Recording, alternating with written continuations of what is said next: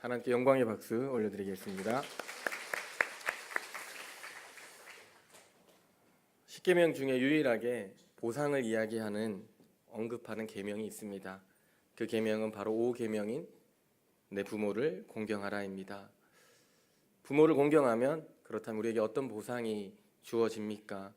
오늘 본문 말씀에서 바울은 부모를 향해 자녀된 도리와 자녀된 의무를 최선을 다해 지키는 자에게 하나님의 축복, 즉 이 땅에서 잘되고 이 땅에서 장수하리라 라고 그 축복이 주어진다라고 말하고 있습니다. 그런데 생각해보면 부모에게 효도하는 것이, 부모에게 순종하는 것이, 부모를 공경하는 것이 어찌 축복받기 위해서 해야 하는 일이겠습니까? 당연히 나를 낳아주고 나를 키워주고 나를 길러준 내 부모를 공경하는 것은 지극히 당연한 일일 것입니다. 그럼에도 불구하고 왜 사도 바울은 너무나도 지극히 당연한 제5계명을 이야기하면서 왜 상품을 내걸고 있을까요? 왜 굳이 보상을 언급하고 있는 것일까요? 상품을, 보상을 이야기한다라고 하는 것은 또한 그 계명이 또 그만큼 사실 중요하다라는 것을 이야기합니다. 또한 하나님은 아마 자식된 우리, 자녀된 우리를 너무나 잘 아시기 때문에, 우리의 본성을 너무나 잘 아시기 때문에 오늘 5계명을 이야기하면서 굳이 하나님의 축복을 상품으로 또 보상으로 언급하고 있지 않나라고 하는 생각을 해봅니다. 인터넷에 이런 유머가 있습니다. 장가간 아들은 큰 도둑이요, 시집간 딸은 예쁜 도둑이다. 며느리는 좀도둑이고 손자들은 떼강도다. 때론 너무 과장되다 싶을 정도로 너무 했다라고 생각할 수도 있는데 자식으로 살아온 저의 지난 날을 돌아보니 그리 틀린 말도 아니다라는 공감이 되었습니다. 저희 집을 가든 처갓집을 가든 저희는 다 도둑놈들입니다. 뭐든지 집에 있는 거, 부엌에 있는 거, 냉장고에 있는 거, 장모님이 어디 꼬깃꼬깃 숨겨놓은 것까지 저희 아내는 다 들고 집으로 옵니다. 그리고 보면 자식은 도둑이다 라고 했던 옛말이 사실 틀린 것도 아닌 것 같습니다. 하나님은 아셨던 것 같습니다. 자식은 도둑이라고 하는 것을. 그래서 하나님은 땅도 걸고 장수의 복도 거시면서 제발 내 부모에게 순종하고 내 아버지와 내 어머니를 공경하라 라고 말씀하고 있지 않나 라고 하는 생각을 해보게 됩니다. 오늘 우리가 살아가는 시대에 못지않게 빠른 사회적 변화를 경험했던 또 다른 시대가 있었습니다. 그 시대는 바로 1세기 로마 제국 시대입니다. 로마 제국이 전 세계를 정복하면서 소위 그들이 가져온 로마의 평화, 팍스 로마나, 그 로마의 평화는 사실 기존 사회의 전통과 윤리를 무너뜨리고 특별히 가정을 붕괴시키기 시작했습니다. 이런 시대에 바울은 소아시아에서 특별히 가장 친로마적인 도시였던 에베소에서 자신의 복음을 받아들여서 그리스도인이 된 에베소 교회 성도들을 향해서 오늘 이렇게 이야기합니다. 가정을 세워야 한다. 가정을 다시 세워야 한다라고 말하고 있는 것입니다. 오늘 그 가정을 세우는 일 가운데 가장 기본이 되는 것은 바로 자녀는 부모에게 순종하는 것이고 자녀는 내 아버지와 내 어머니를 공경하는 것이라고 말합니다. 또한 부모는 자녀를 주 안에서 교훈하고 훈계하고 반드시 양육해야 한다라고 우리에게 명령하고 있습니다. 오늘 이 세 가지를 잠깐 나눠보도록 하겠습니다. 먼저 바울은 자녀들에게 말합니다. 부모에게 순종해라. 자녀들아, 주 안에서 너희 부모에게 순종해라. 이것이 옳으니라. 여기에 기록되어 있는 순종은 헬라어 단어로 직역하면 아래에서 듣다라고 하는 뜻입니다. 그래서 순종이란 자녀된 사람이, 자녀가 겸손하게 낮추어서 부모님의 말씀을 듣는 것이 바로 순종이라고 하는 것입니다. 사도 바울은 그에 이어서 또한 이렇게 이야기합니다. 그 부모에게 순종하는 것이 지극히 옳은 일이다 라고 말하고 있습니다. 이것이 옳으니라 라고 하는 원어의 의미는 왜냐하면 이것이 의롭기 때문이다 라고 번역할 수 있습니다. 또한 공용 번역에서는 이렇게 번역합니다. 사람으로서 마땅히 해야 할 일이 바로 부모에게 순종하는 것이다 라고 말하고 있습니다. 즉 부모에게 순종하는 것은 사람이라면, 부모에게 순종하는 것은 내가 인간이라면 당연히 해야 하는 자연의 법칙과 동일하다라고 하는 것입니다. 이것이 왜 옳은 일입니까? 이것이 왜 사람이라고 하면 당연히 부모에게 순종하는 것, 그것을 왜 마땅히 반드시 해야 하는 일입니까? 우리를 창조하신 하나님께서 이 세상 모든 부모의 마음에 하나님께서 주신 선물과도 같은 자녀들을 보호하고 키우고 기르고 그에게 아낌없이 모든 것을 내어줄 수 있는 본성을 우리에게 주셨기 때문입니다. 그래서 자녀는 부모님의 말씀을 듣는 것이 그의 인생에 있어서 유익한 일입니다. 그래서 자녀가 부모님의 말을 따르는 것, 그 말을 청종하고 듣는 것, 그것은 자연의 순리이자 살아가는 상식이다 라고 말하는 것입니다. 우리가 잘 알고 있는 아낌없이 주는 나무라고 하는 동화가 있습니다. 굉장히 짧은 책이지만 사실 우리에게 큰 교훈을 주고 있는 책입니다. 이 동화책에는 어린 소년과 나무 한 그루가 등장합니다. 어느 날 소년이 나무에게 와서 돈이 필요하다라고 말합니다. 나무는 두말하지 않고 자신에게 있던 과일을 내어주면서 이 과일을 팔아서 돈을 만들라라고 말합니다. 그리고 얼마 뒤 소년이 다시 찾아와서 나무에게 자신이 결혼하게 되었으니 집을 지을 수 있도록 도와달라고 이야기합니다. 나무는 이번에도 두말하지 않고 자신의 가지를 소년에게 주었습니다. 그리고 또 얼마 후 소년이 또 나무를 찾아왔습니다. 이제는 내가 먼 여행을 가고 싶다고 말합니다. 이때 나무는 자신의 몸통을 줍니다. 이 몸통을 가지고 배를 만들어서 먼 여행을 떠나라고 말합니다. 그렇게 먼 여행을 떠난 소년은 너무 오랫동안 나무 곁을 찾아오지 않았습니다. 그러나 나무는 하염없이 그 소년이 다시 해맑게 웃으면서 자신을 찾아오기를 기다렸습니다. 그리고 더 오랜 시간이 지난 후 어느 날 머리가 허옇게 된 노인이 된 소년이 나무를 찾아왔습니다. 나무는 자신을 찾아온 소년이 너무나 반가웠습니다. 그러나 내심 그의 마음 가운데는 무거움도 있었습니다.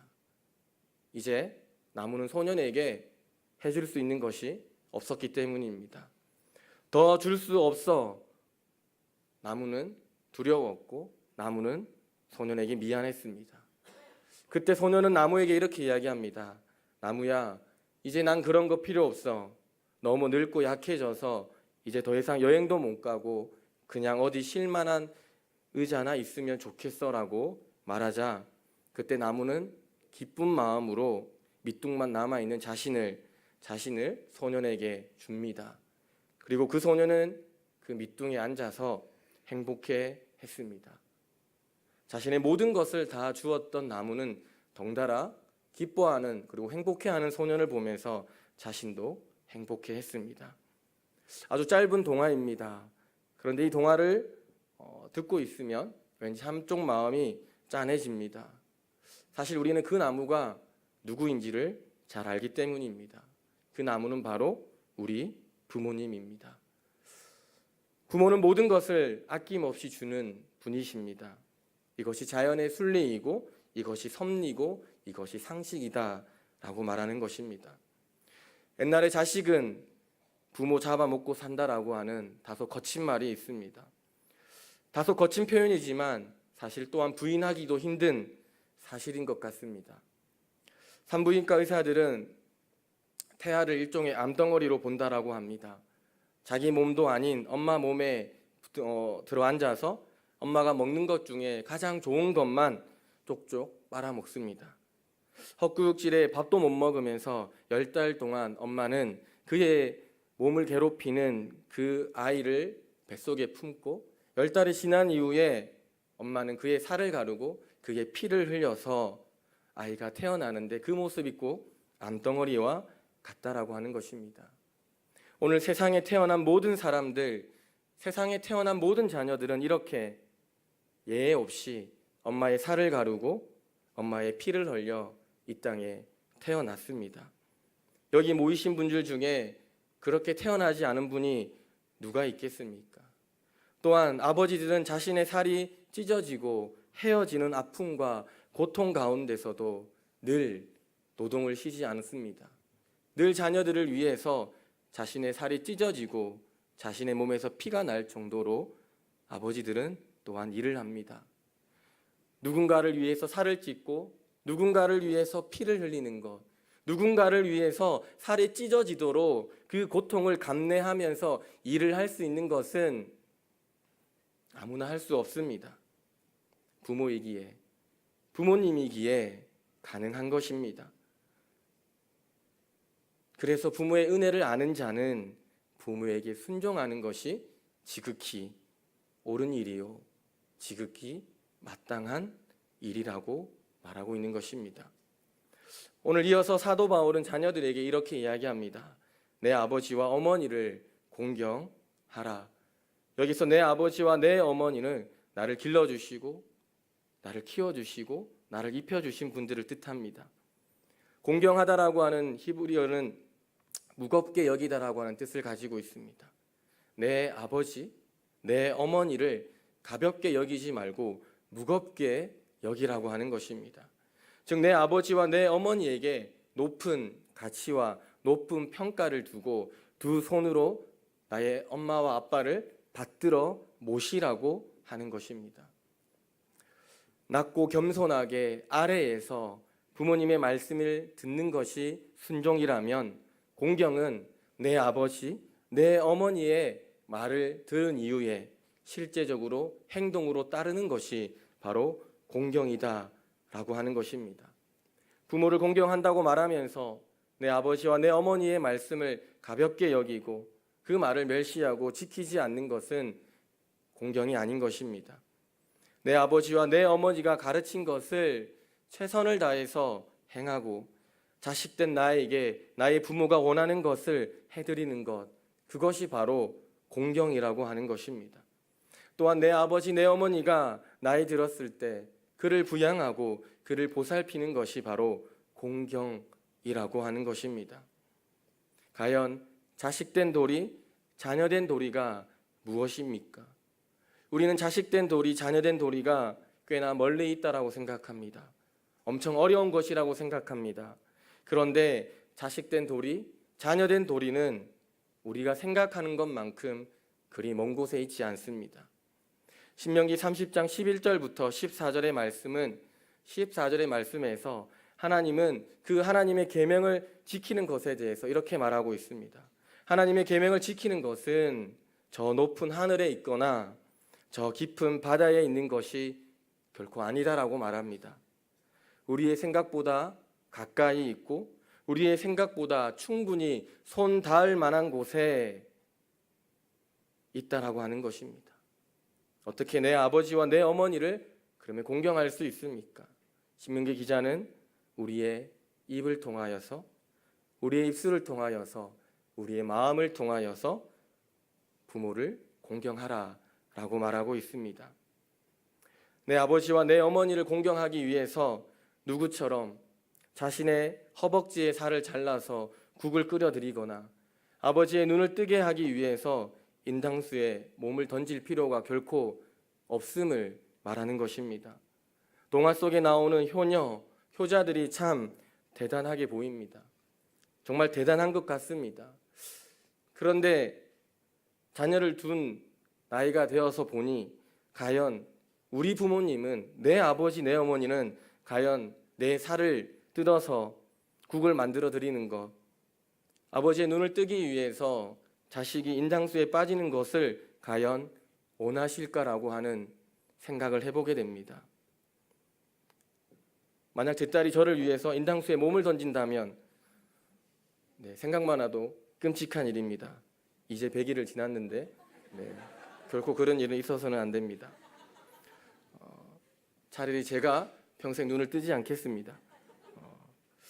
제 짐작으로는 아마 제 짐작이 맞을 것 같은데요.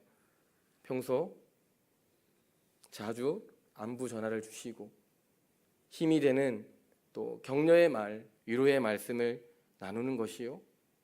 한 상에 둘러앉아 따뜻한 식사 한 끼를 하는 것, 부모의 아픔을, 부모의 외로움을 공감하고 또 그 외로움을 덜어주기 위해서 그의 손을 잡아주는 것, 그것이 아닐까라고 하는 생각을 해봅니다.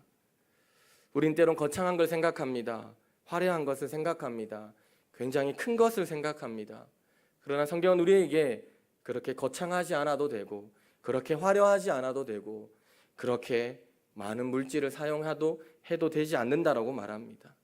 오히려 우리의 진심을 담은 따뜻한 식사 한 끼가 우리의 마음을 다하여서 사랑한다라고, 고맙다라고, 감사하다라고 말하는 그 입술에 우리의 아버지와 어머니는 아마 눈물을 흘리며 기뻐할 것입니다. 부모 경경은 멀리 있지 않습니다. 우리의 입과 우리의 마음에 있습니다. 진심을 다하여, 마음을 다하여 부모 경경을 실천하는 우리 성도님 되시기를 축복합니다. 보통 청년들 설교할 때는 여기까지 끝냅니다. 그 다음 더 이상 나가면 조금 힘들어지기 때문에 보통 청년들에게 설교할 때는 부모에게 순종하고 내 아버지, 내 어머니에게 공경하라 라고 끝나는데 오늘은 청중이 다양하기 때문에 4절까지 가도록 하겠습니다. 바울은 이어서 부모에게도 똑같이 명령하고 있습니다. 너희 자녀를 노엽게 하지 말고 오직 주의 교훈과 훈계로 양육하라라고 말하고 있습니다. 대체 어떻게 우리 자녀들을 가르쳐야 합니까? 간접적으로 둘러서 말하면 영 알아듣지 못하고 부드럽게 말하면 그게 얼마나 중요한지를 또 알지 못하고 단도직입적으로 말하면 삐져서 말을 하지 않는 우리 자녀들에게 우리는 어떻게 양육해야 하고 그들에게 올바르게 가르쳐야 하는 것입니까? 여러 방법들이 있지만 그중에 가장 좋은 양육의 방법은 아마 부모가 먼저 삶으로 모범을 보여주는 것입니다. 부모가 먼저 나의 부모님에게 순종하고 공경하면 자녀들은 자녀들의 본대로 느끼는 대로 반드시 따라 할 것입니다. 제가 한참 첫째와 둘째 아이를 키울 때입니다. 저희 아내와 함께 자주 보았던 TV 프로그램이 있습니다. 그 제목은 우리 아이가 달라졌어요입니다. 사실 그때 둘째 아이가 약간 예민하고 첫째 아이가 좀 다른 모습을 보면서 고민이 많이 되고 걱정이 됐습니다. 그래서 그 TV 프로그램을 자주 보면서 내심 안도하기도 했습니다. 우리 아이보다 더 심한 친구들이 많구나 라는 생각도 했습니다. 그런데 그 TV 프로그램을 보면서 이 프로그램에서 이 아이가 달라지게끔 하기 위해서 가장 먼저 그 치료의 방법을 사용하는 것은 아이에게 먼저 치료를 하는 것이 아니라 그 아이를 키우고 있는 부모를 먼저 치료하는 것이었습니다. 오늘 그 아이가 때론 불안한 아이가 있고 폭력적인 아이가 있습니다. 어딘가에 좀 문제가 있는 아이들이 있습니다.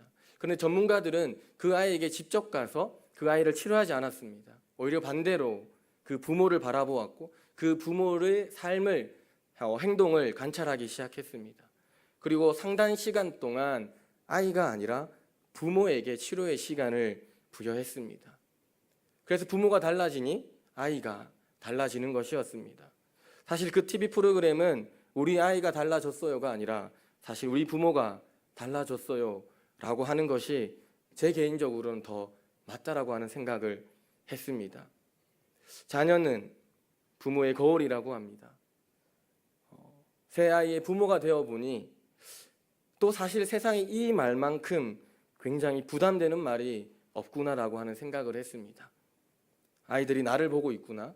내 자녀들이 내가 말하고 있는 말, 언어, 행동 그 모든 것을 이 아이들이 보고 있구나라고 하는 생각을 할 때 사실 자녀는 부모의 거울이다라고 하는 말이 굉장히 부담되고 사실 두렵기도 했습니다.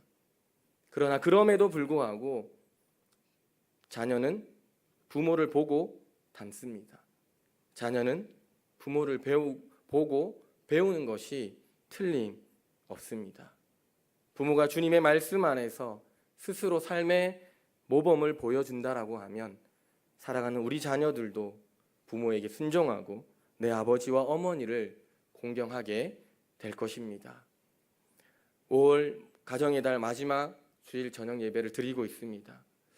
말씀 안에, 믿음 안에 자녀가 부모에게 순종하고 내 아버지, 내 어머니를 공경하고 또한 부모는 자녀를 주 안에서 주의 교훈과 훈계로 양육하는 우리 믿음의 가정, 그리하여 하나님이 기뻐하시는 우리 모든 성도들의 가정이 되시기를 축복합니다.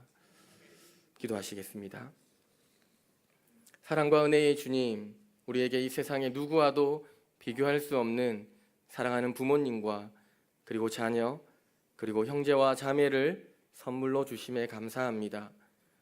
인생에 힘들고 긴 여정을 걸어갈 때, 때로 힘들고 때로 지쳐서 쓰러질 때 주님께서 선물처럼 주신 이 가족이 우리의 든든한 버팀목이 되어 줌에 또한 감사합니다. 사랑하는 가족이 우리의 힘이요, 위로요, 우리의 자랑임을 늘 잊지 않게 하시고 주님 안에서 더욱 사랑하고 배려하고 이해하며 믿음의 가정을 이루는 우리 모든 성도들 되게 하여 주시옵소서.